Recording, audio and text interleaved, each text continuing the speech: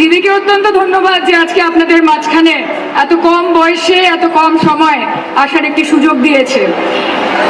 আগামী দিনে আমরা প্রত্যেকে এখানে যারা রয়েছি তারা কথা দিচ্ছি যে বাংলার মা ও বোনেদের আত্মসম্মান, আত্মমর্যাদা ও সুরক্ষা আমরা দেখে রাখবো।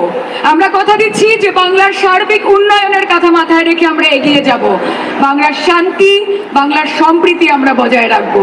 এবং সেই জন্য একটা কথা আমাদের মাথায় রাখতে হবে যে আমাদের এই বাংলার মাটি 10 কোটি বঙ্গবাসীর হৃদয়ের টুকরো, হৃদয়ের স্পন্দন।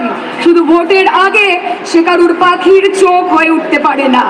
এবং সেই জন্য আগামী দিনে আপনাদের হাত ধরে, আপনাদেরকে সঙ্গে নিয়ে আমরা একটি সত্য, শিব এবং সুন্দর পশ্চিমবঙ্গের রচনা করব। তাই আমাদের ওপর বিশ্বাস রেখে, নিজেদের ওপর বিশ্বাস রেখে আমাদের মাননীয় মুখ্যমন্ত্রী মমতা বন্দ্যোপাধ্যায়